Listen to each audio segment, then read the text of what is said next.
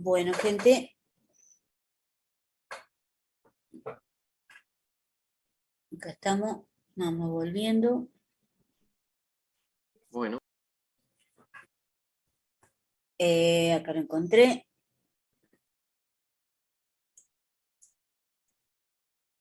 Esto y esto y esto.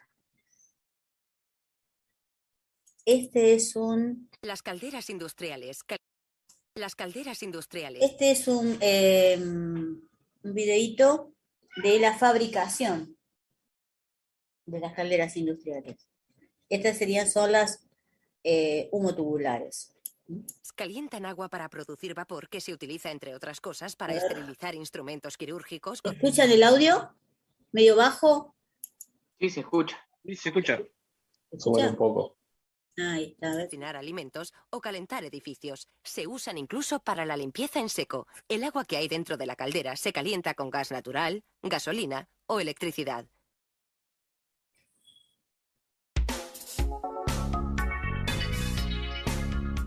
Las calderas de vapor industriales suelen ubicarse en los sótanos de los edificios, lugares desde los que se generan discretamente vapor y calor. Su fabricación comienza con un soplete de plasma que perfora agujeros en una sólida lámina de acero. El grosor del acero utilizado depende de la presión de funcionamiento de la caldera.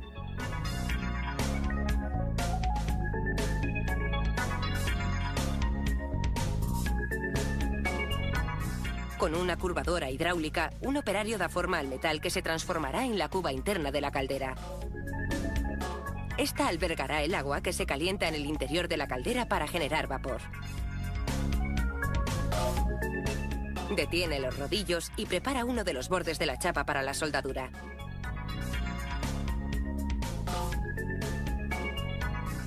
Sigue curvando el metal hasta darle el diámetro estipulado y a continuación pule el otro borde y lo prepara igual que el anterior. La pieza ahora ya tiene la forma deseada y está lista para ser cerrada uniendo los bordes. Una máquina de soldadura por arco sumergido deposita un material granular especial que protege la soldadura de la contaminación del aire.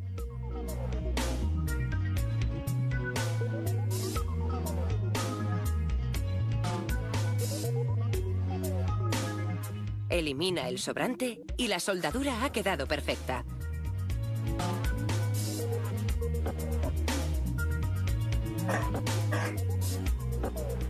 A continuación, otro operario suelda a la cuba lo que se denomina fondo de caldera. Instala unas tuberías de acero en los fondos de caldera situados a ambos extremos.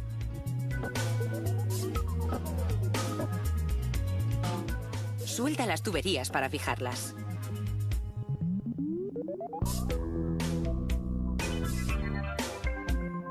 Después, insertan una cámara de combustión en la cuba.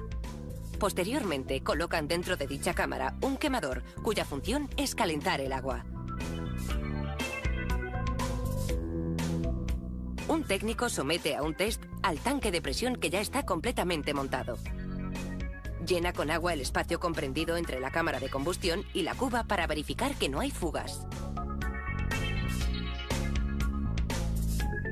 Cubren el tanque de presión con material aislante para que la caldera retenga el calor.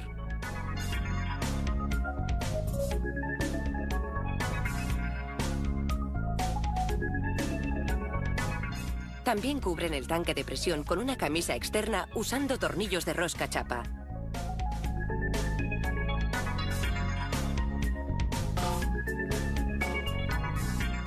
Todas las calderas llevan un ventilador que proporciona aire al quemador y a la cámara de combustión.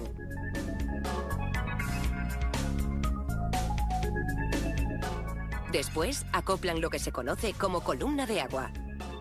Este aparato lleva varios dispositivos de control y sensores, así como un indicador visual que muestra el nivel del agua dentro de la caldera. Se conecta al panel de control eléctrico para comprobar que la caldera funciona bien y es segura.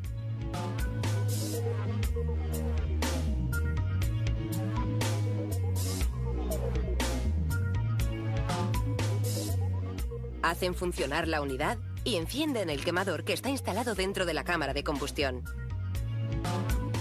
Abren una tubería de descarga de vapor para realizar una prueba y verificar que todos los dispositivos de control, incluidos el indicador del nivel del agua y el ventilador, funcionan correctamente. Esta caldera ha superado la prueba. Genera la cantidad adecuada de calor y vapor.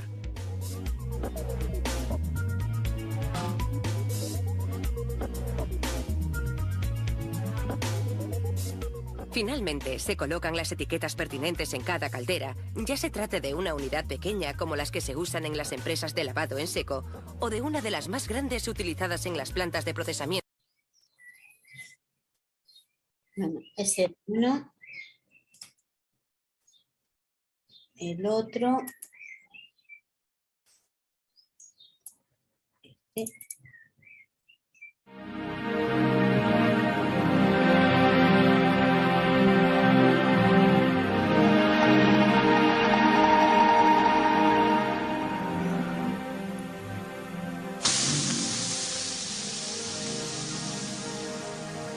Vapor. Se necesita una gran cantidad de energía para convertir agua en vapor. Esa energía no se pierde, sino que es transportada en el vapor para ser liberada cuando el vapor se convierte de nuevo en agua. La energía se libera como calor. Calor que se transfiere a velocidad formidable cuando el vapor entra en contacto con una superficie más fría. Sencillamente, el vapor es un conductor muy eficiente de energía de calefacción. Es versátil, seguro y completamente estéril.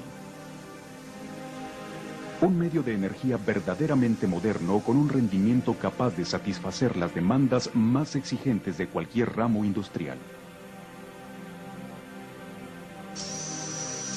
El uso eficiente del vapor requiere de un control preciso, utilizando un equipo confiable fabricado por expertos. Expertos como los de Spirax Sarco.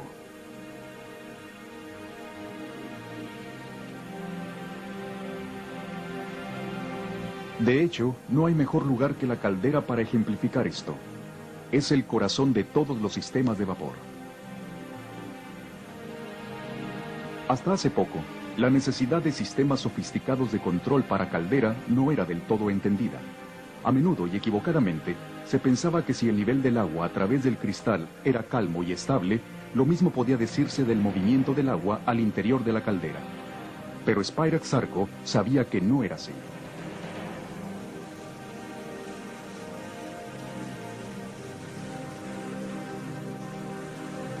Spirax Sarco ha filmado escenas que nos revelan el misterioso mundo interno de la caldera.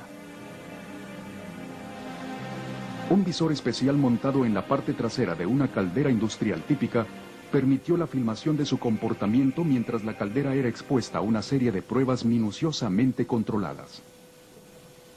El resultado es un extraordinario testimonio visual de acontecimientos que solo habían sido vistos por unos cuantos. Pero para poder apreciarlo en su totalidad, debemos examinar algunos conceptos fundamentales.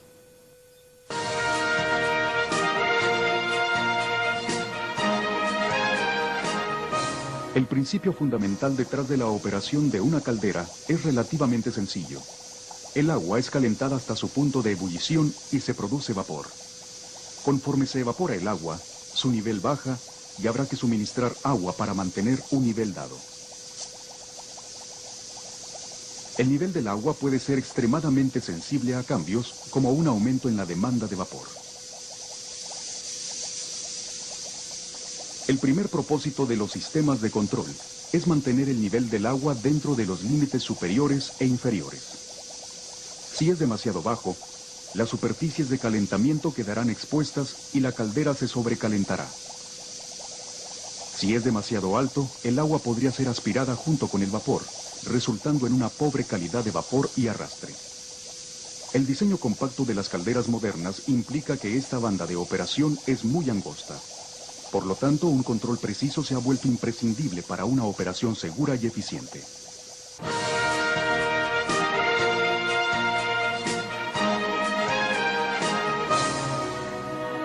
Para poder controlar el nivel del agua en una caldera, debe ante todo poder medirse. ¿Pero qué significa exactamente el término nivel del agua en estas condiciones? Aún con tasas bajas de generación de vapor, cuando las condiciones son de lo más estable, hay un movimiento considerable del agua y gran turbulencia. Al hablar de un nivel de agua inmóvil, es muy claro a lo que nos referimos. Sin embargo, al hervir el agua, las burbujas de vapor empiezan a ocupar un cierto espacio dentro del agua, ocasionando un aumento del nivel general, aunque la cantidad de agua en sí no ha cambiado. Entre más vigorosa se vuelve la ebullición, más aumenta el nivel. La superficie está casi toda formada de grandes burbujas que se revientan, pero el espesor de esta capa de burbujas puede variar según las circunstancias. Los cristales de nivel externos deben medir el nivel del agua en ebullición justo por debajo de la capa de burbujas, donde la proporción de agua-burbujas sea representativa del interior de la caldera. Y ese es el nivel que se ve a través del indicador de nivel. Para lograrlo, el indicador se conecta al agua de la caldera, pero es un punto libre de turbulencias y burbujas. Asimismo, las ondas de nivel instaladas en el interior de la caldera deben estar alojadas en protectores.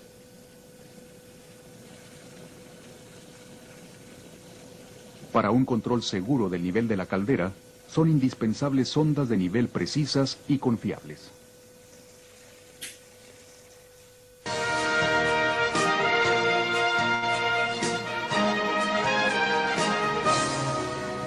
Para reemplazar el agua que ha sido convertida en vapor, es necesario suministrar agua de reposición. Un método común para lograrlo es conocido como control de nivel on-off. Cuando el nivel del agua cae a un cierto punto, la bomba de alimentación se enciende y llena la caldera hasta el nivel adecuado, y así se repite el ciclo. Es bastante sencillo de llevar a cabo, pero interfiere con el delicado equilibrio al interior de la caldera. Esto puede ser demostrado de manera eficaz comparándola con un recipiente de agua en ebullición que produce vapor a una tasa constante hacia la atmósfera. Al añadir una cantidad de agua fría, esto tiene un efecto dramático. Inmediatamente se suprime la tasa de ebullición. Por consecuencia, la generación de vapor disminuye y la tasa solo puede recuperarse hasta que el agua haya alcanzado nuevamente su punto de ebullición. Esto es una desventaja del control de nivel on-off. Los mismos efectos pueden ser vistos en la caldera, pero dado que ocurren en un periodo de tiempo más largo, son menos evidentes. Las tomas fotográficas proporcionan una imagen clara de los acontecimientos. Tan pronto como se enciende la bomba, la ebullición es suprimida y el nivel cae. Al apagarse la bomba, la ebullición se recupera lentamente y el nivel empieza a subir, solo que continúa ascendiendo por encima de la posición off de la bomba debido a la reaparición de las burbujas de vapor. Note la formación de niebla justo después del encendido de la bomba. Esta niebla se debe a que el vapor recién generado se vuelve a condensar por el repentino descenso de la temperatura del agua. Tan pronto como la bomba se apaga y la temperatura aumenta, la niebla desaparece. Así, con el control on-off, el nivel del agua sube y baja continuamente, lo que también hace la tasa de generación.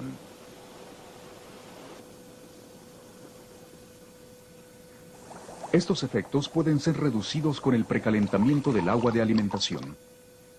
Cuanto más alta la temperatura, más rápidamente se recupera la tasa de ebullición.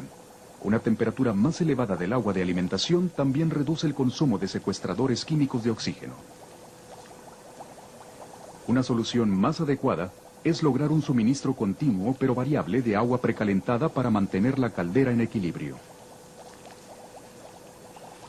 Al suministrar cuidadosamente el caudal de agua de reposición para igualar los cambios en la demanda de vapor, el nivel es mantenido en una posición óptima con poca fluctuación.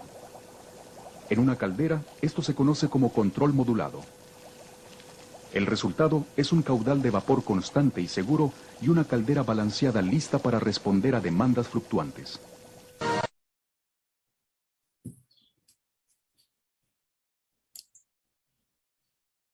Y ahora el 2.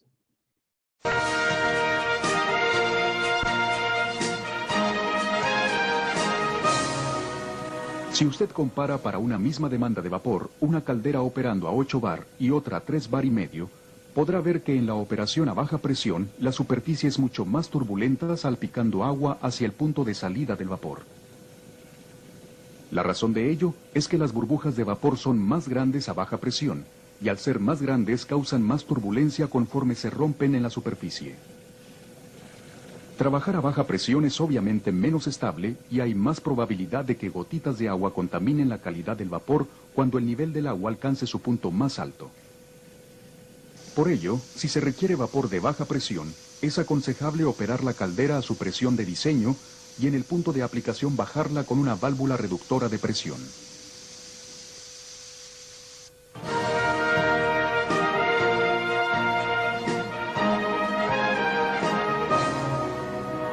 Todas estas pruebas han sido llevadas a cabo bajo condiciones casi ideales con una carga de vapor constante y ligera. Sin embargo, las demandas de vapor reales son raramente estables. Varían frecuentemente y una caldera debe ser capaz de responder a estos cambios. Cuando la demanda de vapor aumenta, la caldera tardará un poco en aumentar su generación para igualar la nueva demanda.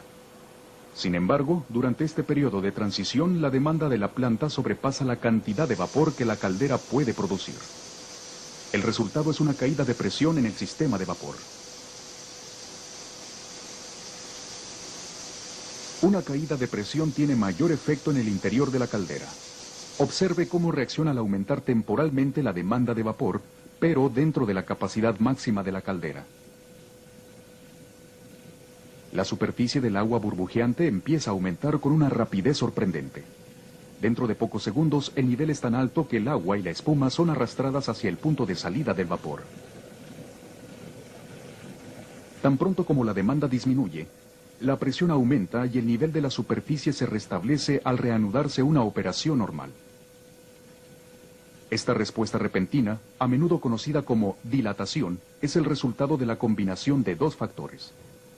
Uno es que las burbujas de vapor dentro del agua de la caldera se expanden al reducirse la presión, ocasionando un aumento en el nivel de la superficie. El otro, y ocurre simultáneamente, es que el agua en la superficie se vaporiza causando mayor turbulencia. Cuando hay una caída de presión, se produce vapor flash. Si usted tuviera un recipiente con agua a alta presión, justo por debajo de su punto de ebullición, y abriera una válvula para bajar la presión, parte del agua se convertiría espontáneamente en vapor, sin aporte de calor. Si cerrara la válvula, permitiría un aumento de presión y la producción de flash se detendría, solo que quedaría menos agua en el recipiente. La formación momentánea de vapor flash es un fenómeno normal cuando la caldera sufre un aumento en la demanda de vapor. Pero es importante darse cuenta que la demanda deberá ser aumentada gradualmente porque es precisamente el aumento la causa de la inestabilidad de la caldera, aun cuando la demanda esté dentro de la capacidad de la caldera.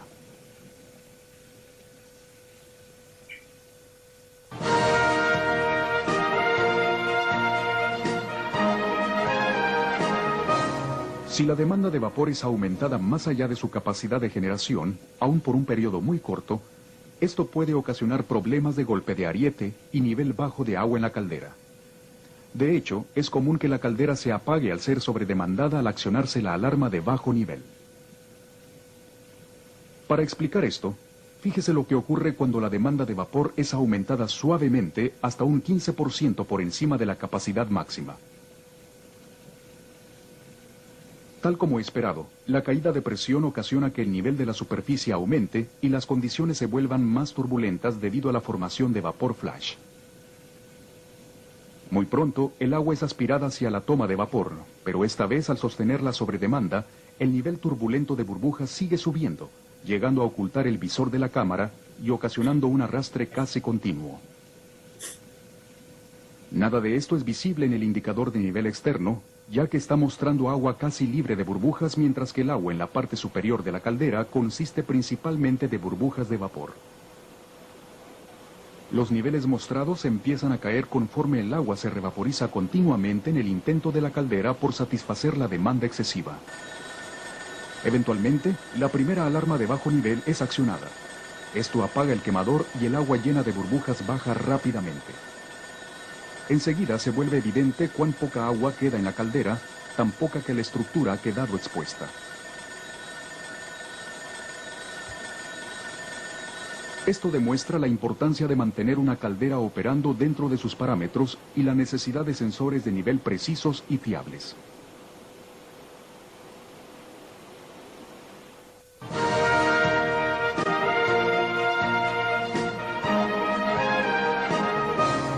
El agua contiene sales químicas en solución llamadas sólidos disueltos.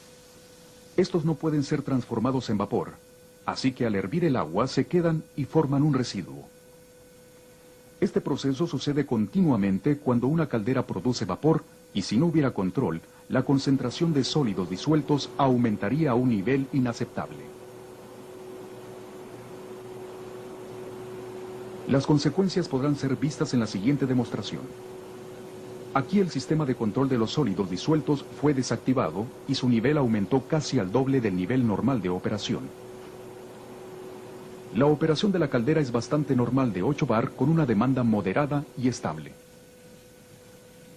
A primera vista, la situación no parece tan mal. Las burbujas en la superficie del agua tienen un aspecto espumoso y cremoso y la superficie está más en calma de lo normal. Esto no es sorprendente ya que los altos niveles de sólidos disueltos alteran el comportamiento físico de las burbujas. Se vuelven más estables y tardan más en reventar, lo que resulta en espuma. Lo que no es tan aparente es que el nivel del agua en ebullición real medido por el sensor de nivel no está donde usted se imagina. De hecho, está mucho más abajo, ya que la capa de burbujas espumosas es sustancialmente más espesa que con los sólidos disueltos normales. Esto reduce el espacio efectivo de vapor al interior de la caldera y la deja expuesta al problema del arrastre aun cuando los demás parámetros estén dentro de los límites normales de operación. Esto es sobre todo cierto cuando el nivel del agua alcanza el punto más alto del ciclo de la bomba de alimentación o al reaccionar ante un aumento de la demanda. Afortunadamente, estos problemas pueden ser fácilmente evitados al utilizar un método apropiado de control de los sólidos disueltos.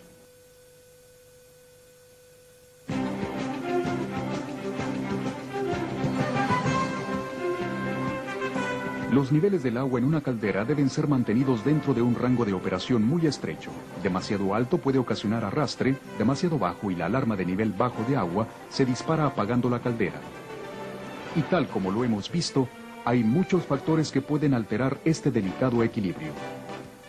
Aún con cargas moderadas y estables, la operación on-off de la bomba de alimentación ocasiona una supresión de la ebullición, seguida de una dilatación que lleva el nivel por encima del punto de apagado de la bomba.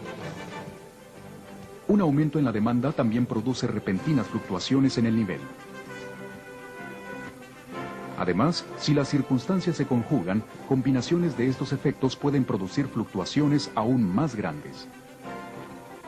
También hemos visto cómo altos niveles de sólidos disueltos producen una espesa capa de espuma sobre la superficie del agua, induciendo arrastres, incluso con demandas de vapor mucho más bajas de la normal.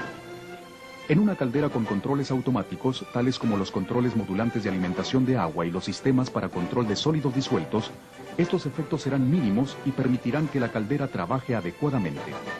La caldera estará lista para responder a las demandas y circunstancias cambiantes del uso industrial al cual está expuesta diariamente produciendo vapor de buena calidad.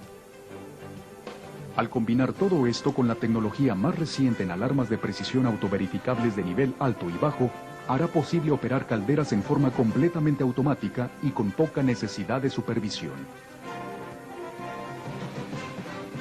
Spira Sarco es el proveedor mundial de conocimientos, servicio y productos para asegurar una operación eficiente y segura de las calderas.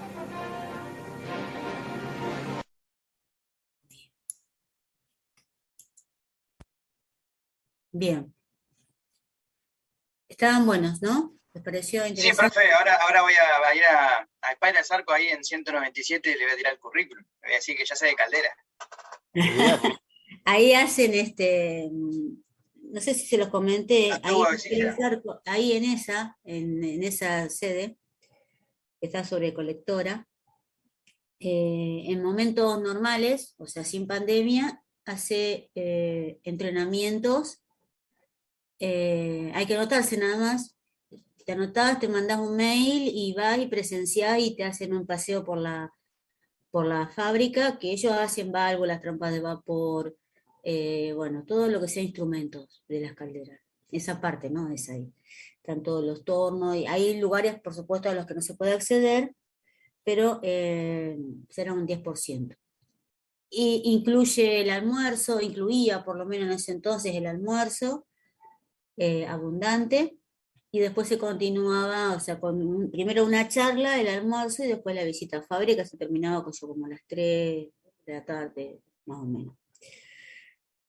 Debido a la pandemia, eso no se pudo hacer más, pero sí se hace online.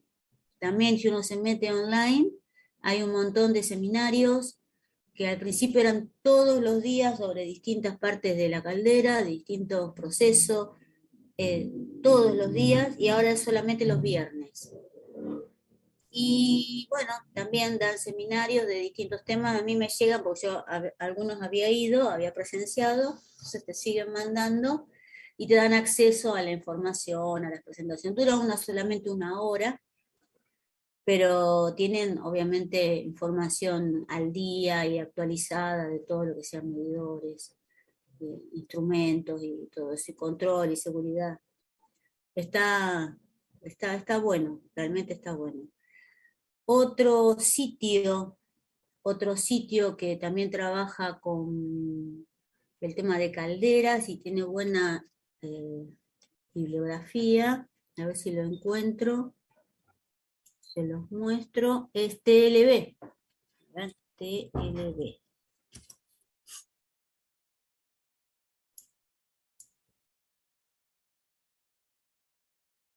Acá está, sí, es este. A ver, estoy con ustedes y comparto. TLB, compañía especialista en vapor. Lo que tiene TLB, bueno, hace, bueno, trampas de vapor, o sea, estos son los distintos productos con los que ellos trabajan, ¿sí? Pero además de eso, tiene la parte de, a ver, ¿dónde estaba? Entrenamiento, ¿sí? Teoría del vapor, tablas de vapor saturado, esta la tengo yo en el celular, que es para cálculos, conversión, de todo eso. Bueno, también hacen seminarios, y acá en teoría del vapor, acá está toda la teoría del vapor, y, qué sé yo, no sé, problemas de trampeo. Se encuentra fugando vapor vivo, bueno, entonces ahí muestra, y en cada explicación tiene un videíto mostrando las distintas calentamiento, calentando con vapor, las distintas, el vapor vivo, el vapor flash, que estaba explicando ahí, y tienen los videitos calentando con agua. Bueno, estos son los dos sitios que conozco, que tienen más información, e inclusive he sacado algunos videitos yo de estos para mostrar, porque están muy buenos. Bueno, distribución de vapor, calidad, y después están las calculadoras, que estaba por ahí la calculadora, donde estaba, soluciones a medida, servicio, acá, a ver esta se baja al celular y tiene algunos datos, está bueno. ¿Mm? Eso, bueno, con respecto a herramientas. Bueno, quedaría un solo tema que nos alcanza el tiempo para conversarlo, que es el tema de rendimiento. A ver si está acá.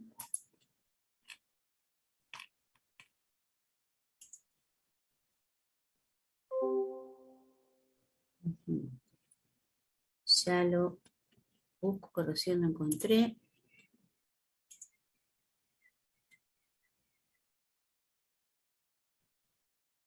Estoy en tratamiento de agua. Calderas 44. A ver si.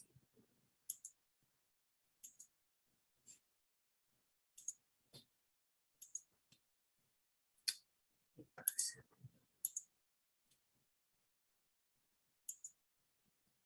Sí, compartir.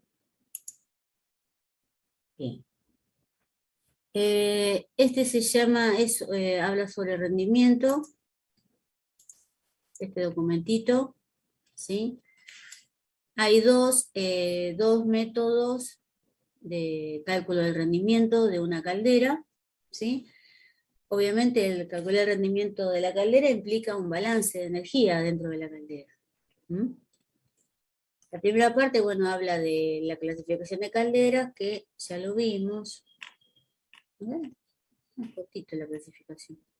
Ahí está. Lo que se refiere a lo que es un balance de energía entre caldera, que el calor entrante tiene que ser igual al calor saliente. Ese es el balance energético de una caldera. Y el calor entrante entra por ¿dónde entra? Entra por el combustible, el aire y el agua y la combustión. Y el saliente es los humos de la combustión y el vapor de agua y las pérdidas, obviamente. ¿Mm? Entonces, para realizar ese balance habrá que establecer una temperatura de referencia y realizar un balance de masa. Habrá que considerar el poder calorífico del combustible. Acá habla del poder calorífico inferior. Siempre para los cálculos de rendimiento y balance de energía se usa el poder calorífico inferior. Ustedes se acuerdan que los combustibles tienen dos poderes caloríficos, el poder calorífico inferior y el poder calorífico superior. Y la diferencia es la energía que del agua al transformarse de gaseoso a líquido. ¿Mm? Entonces, en el poder calorífico superior el agua está en líquido y en el inferior está en forma de vapor. Bien. Entonces, ¿cuál es el calor entrante? Tenemos el calor sensible del combustible, ¿sí? Porque viene con una cierta temperatura, por eso el calor es el calor específico del combustible por la temperatura de precalentamiento o la que trae el combustible. Después está el calor de combustión, que es igual al poder calorífico inferior del combustible. Después el calor del aire de combustión. El calor del aire de combustión se calcula como el gasto de aire, o sea, la cantidad de aire por el calor específico del aire por la diferencia de temperatura. La diferencia de temperatura es la entrada del aire y esa temperatura de referencia que hablamos antes. Después está el calor del fluido de entrada. Esto se refiere al agua, obviamente.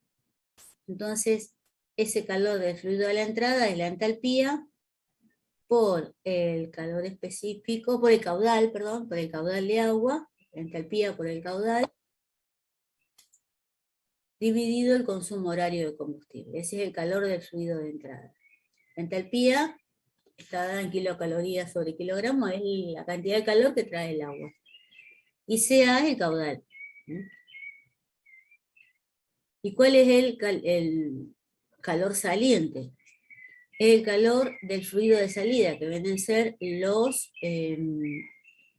humos, ¿sí? Por un lado, los humos y el vapor, que va a ser igual. La del vapor va a ser la entalpía del vapor por la producción de vapor, ¿sí? Los kilogramos por hora, dividido el consumo horario de combustible. Y el de los humos, que salen por la chimenea, es la cantidad de humos, son los kilogramos de humos por unidad de combustible, y que son las kilocalorías por kilogramo de humos. ¿Sí? Estos valores se obtienen de una tabla en función, sí, entrando, para saber el calor de los humos, dice que se obtiene de estas dos tablas, pues la vamos a ver con el porcentaje de oxígeno y CO2. ¿Sí? Con el porcentaje de oxígeno y CO2 se obtiene el caudal de humos expresado en kilo de humo por unidad de combustible.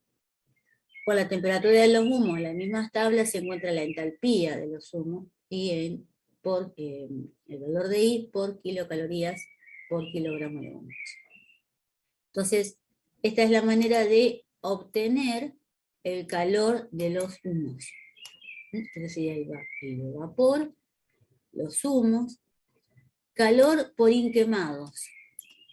Estos son la cantidad de calor que por no haberse quemado el combustible, o sea que encontramos entre los humos, encontramos inquemado, y la fórmula es esta. Yo se las presento para que vean las distintas maneras de calcular la energía, no las vamos a usar. Calor por inquemados se obtiene con esta fórmula. Los inquemados sólidos se calculan mediante la opacidad. La opacidad es una manera de medir el hollín o las cenizas en los humos, según la opacidad, que mediante un número me dice el porcentaje de pérdidas sobre el poder calorífico inferior del combustible. Según distintos grados de grises, y eso me dice el porcentaje de pérdida, según el grado de gris. Y, como hablamos, el calor de las purgas. El calor de las purgas se calcula como el caudal de purgas, cuántos kilogramos por hora, por la entalpía de las purgas dividido el consumo horario de combustible. Bueno, y acá muestra un procedimiento de cómo calcular una purga, que no lo vamos a hacer. Otra pérdida es el calor por radiación. Acá tenemos superficies que están a muy alta temperatura, es en la cámara de combustión, y bueno, en todo su recorrido tenemos superficies que están a muy alta temperatura, y hay una pérdida de calor por radiación. Y esa pérdida de calor se calcula por las tablas que están en función de las áreas.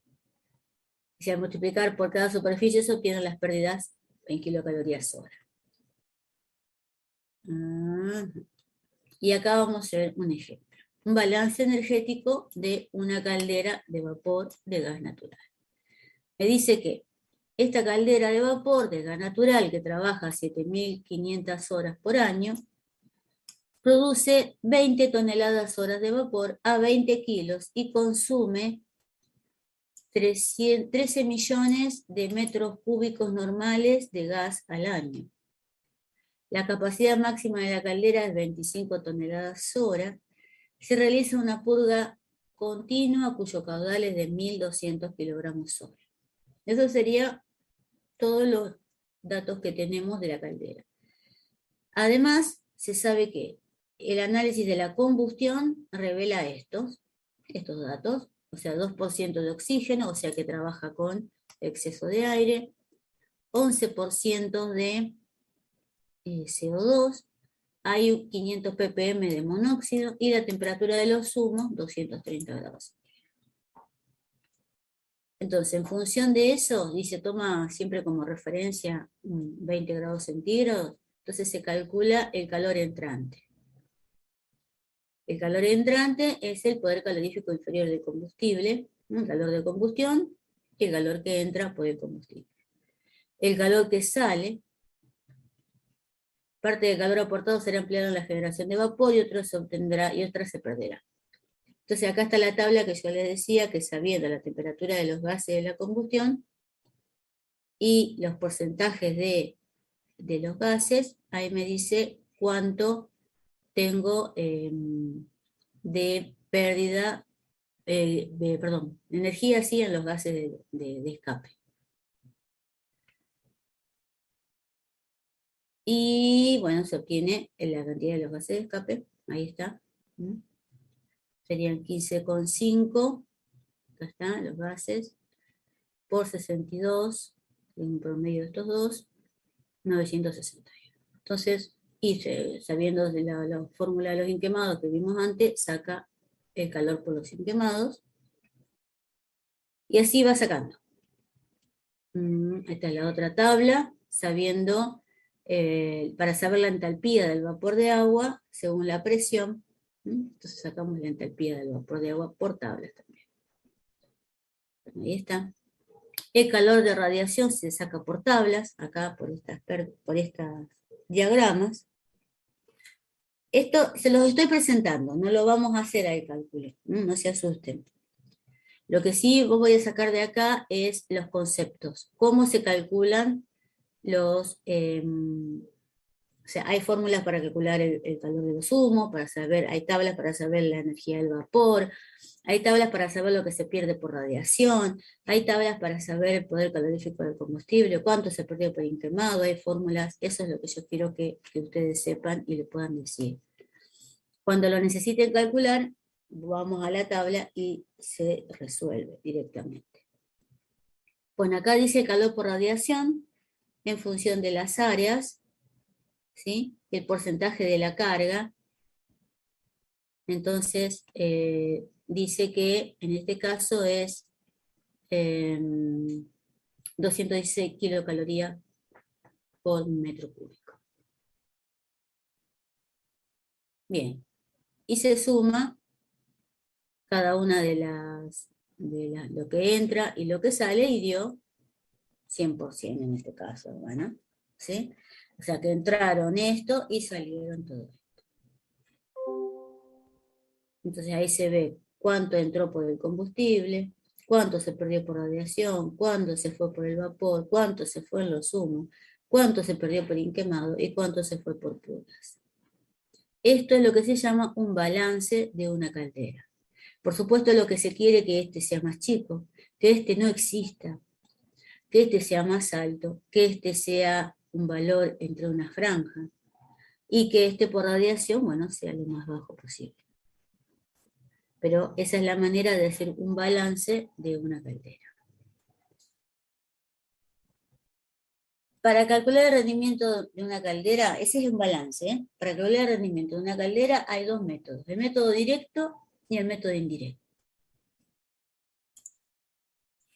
El método directo, esto sí quiero que le presten atención y anótense, bueno, yo lo voy a subir a la fórmula esta, pero la vamos a tratar de entender. Este es la producción de vapor, o sea, lo que yo obtengo, todo lo que está acá arriba es lo que yo obtengo, ¿sí? Y lo que está abajo es lo que yo pongo para obtenerlo. ¿Qué es lo que obtengo? Tengo vapor. Y fíjense, es la producción de vapor por la entalpía del vapor menos la entalpía de entrada del agua. O sea, para saber toda la energía que tiene el vapor a la salida, ¿cómo se calcula? La masa, kilogramos hora, ¿sí? El gasto,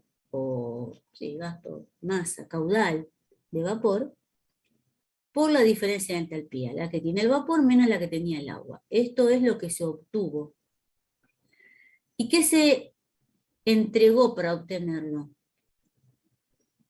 Esto es la cantidad horaria de combustible por el poder calorífico inferior del combustible.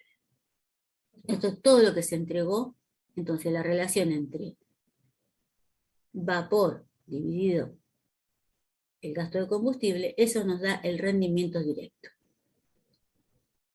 Entonces de ahí yo puedo saber, acá por ejemplo, dice tenemos una caldera de gas natural que trabaja 7.600 horas al año, produce 6 toneladas horas de vapor a 7 kilos, el consumo de gas es tanto, el agua de alimentación está a una temperatura de 20. Entonces, ¿qué es lo que se necesita? Este sería el caudal de vapor, porque decía que el caudal de vapor es 6 toneladas hora, ¿sí? 6 toneladas hasta los 6.000 kilos por hora, por las 7.600 horas al año, o sea, por el año completo. Esto era la entalpía del vapor a la salida menos la entalpía del agua a la entrada. La entalpía del vapor a la salida se saca de la tabla. ¿Mm? Y la entalpía del vapor a la entrada también se saca de tabla. Cuando está en kilocalorías, en unidades de la entalpía del vapor, es directamente la temperatura. ¿Mm? La temperatura es el agua de alimentación está a 20 grados centígrados, por eso dice 20 kilocalorías sobre kilogramo. Eso acuérdenselo. Si queremos saber la entalpía en kilocalorías por kilogramo, es directamente la temperatura. Y eso es porque el calor específico del agua es 1 cuando está en kilocalorías. Si está en otras unidades, si está en watts o en otras cosas, no, es otro número. Pero cuando está en kilocaloría es 1, por eso es directamente el valor de la temperatura. Dividido todo el combustible. Fíjense, acá están, el consumo de gas natural es de 3.850.000 metros cúbicos en el año, por el poder calorífico del combustible, que es 9.000. Que no lo dice acá, lo dijo anteriormente. Es el poder calorífico inferior del gas. Gas natural. Está bien, ahí dice que es gas natural. Entonces lo que se hace es se busca gas natural y se calcula, se busca de tabla el poder calorífico. O sea que esta caldera tiene un rendimiento de 84,1%. Ese rendimiento siempre, obviamente, tiene que ser menor de 100, porque si fuera mayor que 100, seríamos millonarios, porque siempre va a ser menor de 100. Y está entre el orden de los 70 y 70, los normales, entre 70 y 85%. Son los valores normales que debería tener una caldera cualquiera. Así es de sencillo el cálculo del rendimiento de una caldera por el método directo. Vamos a suponer que este resultado, en lugar de dar 84,1, me hubiera dado 52,7. Ustedes dicen, wow, es malo el rendimiento. Pero ¿dónde está el problema? ¿Dónde están las pérdidas? Esta fórmula no le dice nada. ¿Dónde está el problema? Les dice que el rendimiento es del 53%, pero no le dice más nada. No saben ustedes dónde puede tener un problema esa caldera o qué es lo primero que tienen que tocarle para mejorar ese rendimiento. Para eso está el método indirecto. ¿Sí? Pero ¿cómo calcula el método indirecto? El rendimiento dice que es útil sobre el aportado, está bien, pero ¿cómo se calcula el útil? El útil se calcula el aportado menos las pérdidas. El aportado menos las pérdidas. Entonces, ¿cuál es el aportado? El aportado es el del combustible. Y las pérdidas son pérdidas en los humos, pérdidas en inquemados, pérdidas en las purgas y pérdidas en radiación, que es lo que vimos antes. Entonces, haciendo esta resta, me está diciendo dónde está principalmente el problema. Si está en humos, si está en quemados, si está en las purgas o si está en radiación. ¿Sí? Esa es la ventaja, la gran ventaja del método indirecto. Me da una idea de a dónde tengo yo que enfocar el problema, o para buscarle la solución, para buscar la eficiencia. ¿Sí? Entonces, otra vez el mismo problema, la caldera de gas natural que trabaja 7.600 horas al año, se obtiene vapor a 7 kilos. El análisis de la combustión me da esto. Entonces ahí calculamos la energía de los humos, que está acá, con la tablita. Las pérdidas por radiación, por purgas y por radiación. Bueno, esto ya se dice que las purgas de radiación son aproximadamente el 5%. La ponen ahí. Y calculan el rendimiento con la formulita. Pero ya pueden saber si esto dio muy alto. Bueno, en este caso solamente están evaluando el de los humos, pero en otros puede ser que les dé la posibilidad de los cálculos intermedios, entonces puede saber a dónde tocar directamente. En otros problemas que se tenía resuelto, se hacía todos los cálculos para ver dónde estaba. En este ejemplo, bueno, más sencillo, solamente calcula los sumos. Y esto son las medidas, esto sí, es importante, todo es importante, pero ¿cuáles son las medidas para la mejora de la eficiencia energética de la caldera? Lo primero que se va a tocar es la combustión, que tenga el exceso de aire acorde, que los productos de la combustión sean estos y no otros, que la forma de la cámara de combustión me permita una buena turbulencia de los gases de la combustión, ¿sí? O sea, toda la parte de la generación de la energía, que no esté gastando de más combustible de más. Como punto 2, economizadores en calderas. Los economizadores son intercambiadores de calor que aprovechan los gases cuando ya se van por la chimenea antes de irse al medio ambiente, precalientan el agua. Eso es lo que habíamos visto en el videíto, ¿sí? Que metían agua precalentada por gotitas. Bueno, precalientan esa agua para que la tasa de ebullición no se frene. Entonces la precalientan, entonces no se produce ese salto que vieron en el video. Eso es un economizador, es un intercambiador de calor que aprovecha la energía de los gases de la combustión antes de que se vayan para precalentar el agua de alimentación de la caldera.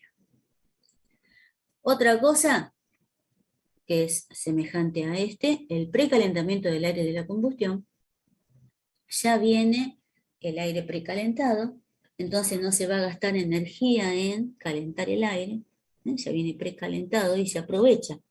No es que se gasta energía, se aprovechan los gases de la combustión, se aprovechan esa energía que le queda antes de irse al medio ambiente.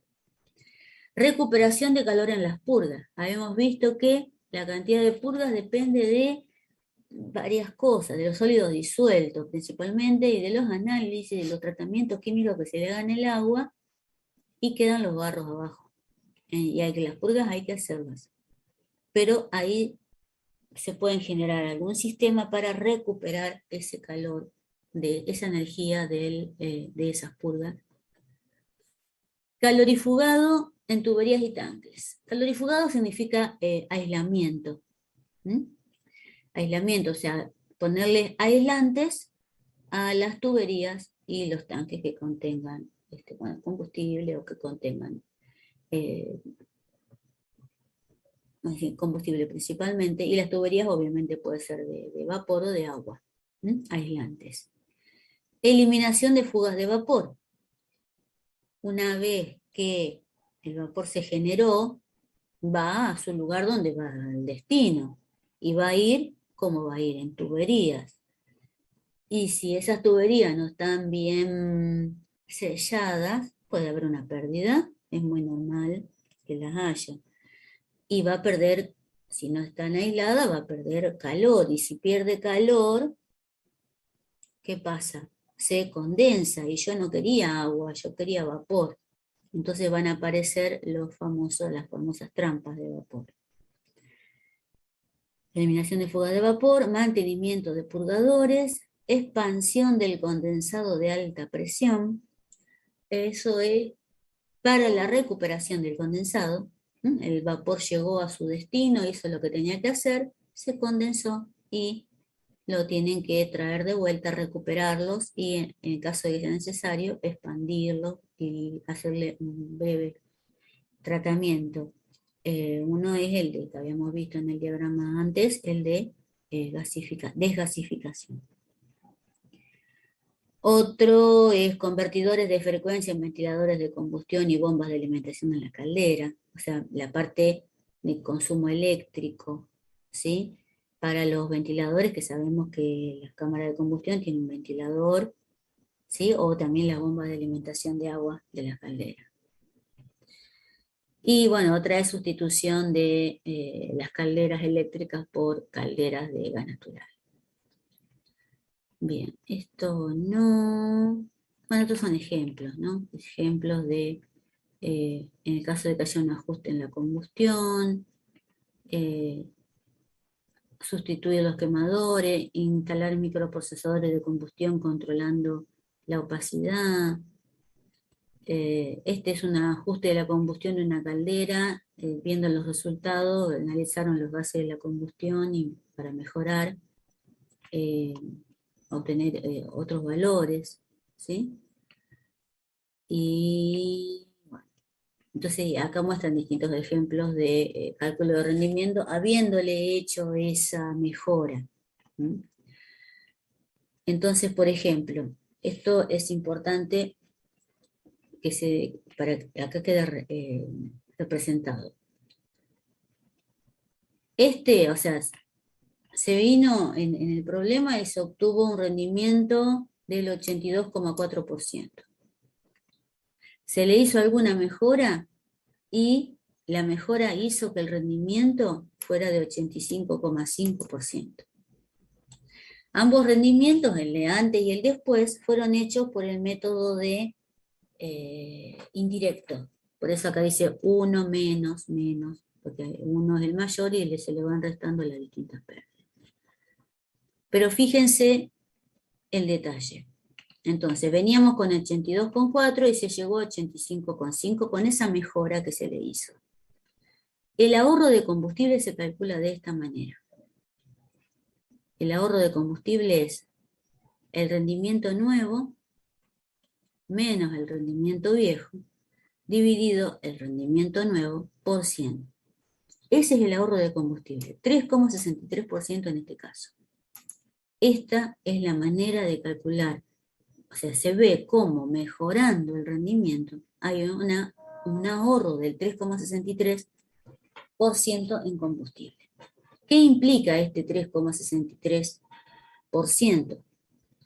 Bueno, se puede llevar a los precios, ¿sí? Eso supone un ahorro energético de tanto, que equivalen a 163 TEP por año. TEP es tonelada equivalente de petróleo. Para llevarlo a una unidad, esto lo habíamos visto al principio de clase, al principio del año de la materia, que es una unidad para poner todas las unidades de energía equivalentes. Se llama tonelada equivalente de petróleo. Entonces, hace así. Si para un precio de un gas natural de esto, se tiene un ahorro económico de, en este caso, 54.800 euros al año. ¿Y cuánto subió el rendimiento? De 82,4 a 85,5. O sea, eso es lo que enseguida se hacen los cálculos directamente, y esto nadie lo desprecia, obviamente. Y nada más que subieron 3 puntitos.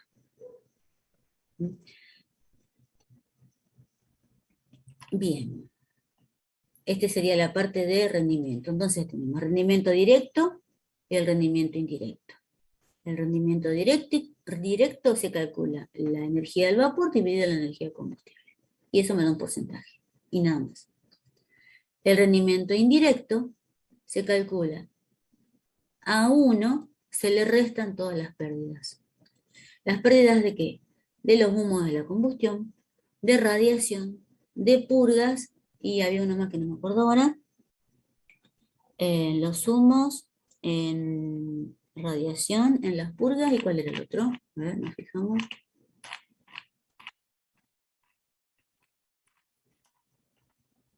¿Combustible? Inquemados, ¿sí? Sí, sería el combustible que no se quemó. Estas son las 4 pérdidas principales que se calculan. Humos, radiación, purgas e inquemados. O sea, a ese 1 se le quitan todas estas pérdidas en porcentaje, obviamente, entonces se sabe qué es lo que hay que tocar. Esto sí es importante, ¿sí? Acuérdense, yo siempre de acá les digo, ¿cuáles son las medidas de ahorro? Digan 3 o digan 4. Tienen que acordar de estas, pero esto es sencillo porque ustedes hacen el recorrido del combustible, hacen el recorrido del vapor y van saltando. Van saltando porque son obvias. Y otra cosa importante, bueno, acá, lo que muestra acá, bueno, esto yo lo pensaba dejar para el año que viene. El tema de los economizadores, ¿sí? ¿Ves? Fíjense, se pretende aprovechar el contenido de los humos de la combustión. Ahí muestra dónde se ubica el economizador, la instalación del economizador. Esta sería otra ventaja, ¿sí? La instalación del economizador, porque estoy aprovechando una energía que de otra manera la estaría tirando, ¿sí?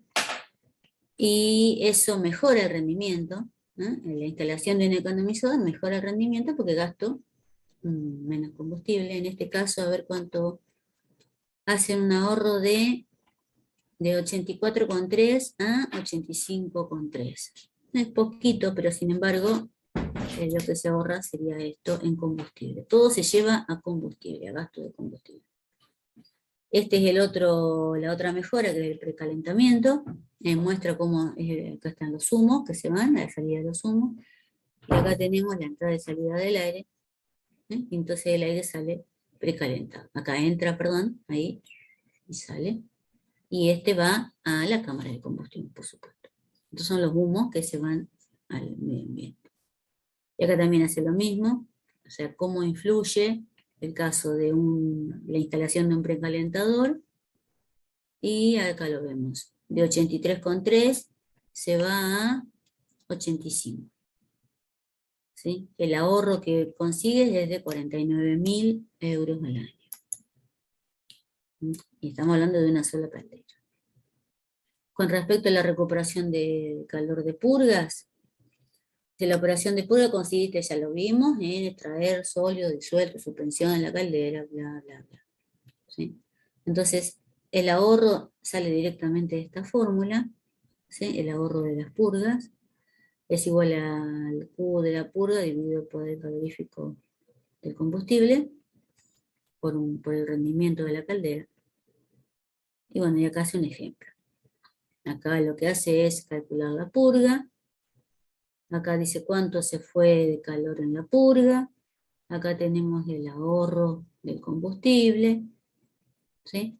Y eso equivale a, llevado siempre en unidades, toneladas equivalentes de petróleo, y se llega a este valor de, eh, de ahorro en el año, ¿sí? No es poco, pero a veces, bueno, sirve, alcanza. Y este sí es el más importante, todos son importantes, pero el aislado de tuberías y de tanques. Y estos son los cálculos que hacíamos antes con transferencia de calor por conducción para calcular el espesor del aislante, que nosotros lo hacíamos con las fórmulas y sabiendo la conductividad del aislante, y hacíamos todo eso. Acá lo muestra con tablas directamente.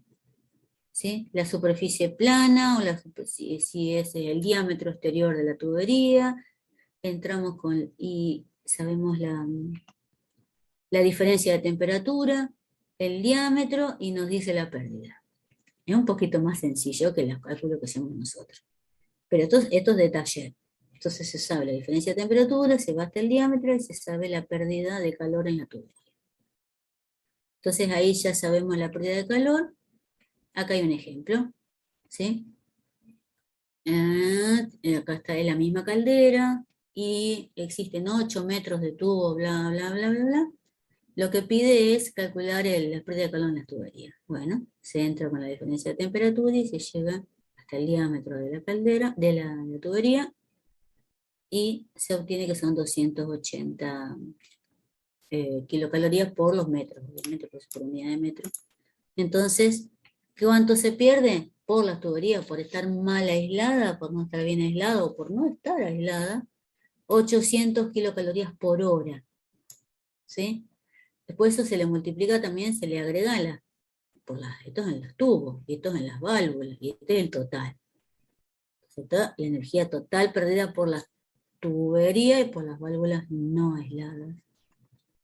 Entonces saca el total y lo lleva, ¿a qué lo lleva? A TEP otra vez. ¿No? El ahorro de combustible, como lo obtiene, y lo lleva a TEP y salga a esto, 754 euros al año. Y bueno, la otra es la eliminación de las fugas de vapor, también. Son distintos ejemplos de cómo ir corrigiendo esos problemas. Acá también hay tabla, ¿ve? Se sabe, sabiendo el diámetro de la tubería y la presión por la que va, ¿no? O sea, entramos por diámetro de tubería y vamos a la presión del vapor y ahí nos dice el vapor perdido en kilogramos hora. Así de fácil, ¿sí? Y ahí se sabe cuánto vapor se pierde, ¿sí? Y cuánto es el ahorro energético. Bien. Hay un ejemplo de cada uno de los distintos métodos para mejorar la eficiencia de la caldera. Lo que yo le voy a preguntar de esto es qué se le puede hacer para mejorar esta parte, ya no, cogeneración, no. Hasta acá sería. ¿Qué pueden hacer para mejorar el rendimiento? ¿En qué influye el rendimiento? ¿Cuál es el golpe final del rendimiento, de la mejora del rendimiento? El golpe final es ahorro de combustible. Es lo que se busca. Cualquier mejora que se le agregue mejora el rendimiento y se puede pasar a pesos directamente en ahorro. Bueno, esto ya no llega hasta ahí. Está lindo, ese apuntecito está muy, muy práctico, muestra un ejemplo de cada uno, pero esto es más que nada, les digo la verdad, es más que nada para los chicos de grado. Los chicos de grado yo les tengo que dar el problema, lo tienen que resolver. Ustedes tienen que saber qué es lo que pueden llegar a tocar, o qué mejora pueden ofrecer, o qué es lo que hay que analizar, qué es lo que pueden analizar para ver si se puede hacer una mejora. Esa es la parte que les corresponde a ustedes, más que de los cálculos. Y si alguna vez tienen que hacer un cálculo, bueno, ahí están las fórmulas. O las tablas, hay tablas para todo hay tablas. Eso Esa última tabla me recordó al de Reynolds, es el que tenía que poner el calcular. Sí, tal cual. Bueno, gente, los dejo tranquilos. Buena semana, la semana que viene es la última. Así que, bueno, nos vemos la semana que viene y a descansar. ¿Este punto del anterior ya lo subió, profe? No, lo voy a subir ya. Ahora lo subo y a la gente que le mando mail. Lo subo al aula y lo mando mail. A los que les mando habitualmente mail. Y si hay alguno que no le llega... No se te cortó. Si hay alguno que llega, que no le llega, por favor pídalo a algún compañero o me manda un mail a mí y en el asunto ponga necesito el apunte. Así ya no. ¿Listo? ¿Me lo pueden mandar a mí, Bueno, profesora, por mail? Luca Luna, sí, ¿quién más? ¿Cómo? ¿Qué dijo? Perdón. ¿A quién más? Yo tengo una listita ahí de a quién mandarle. Por ahí se lo mando a alguno que no necesita, pero no importa. Preferiría que lo tenga 2 veces y no que no lo tenga. Bueno, nos vemos. No, Chau. profe. Buenas noches. Chao, profesora, muchas gracias. No, profe. Chao. Buena semana y buen fin de semana. Gracias.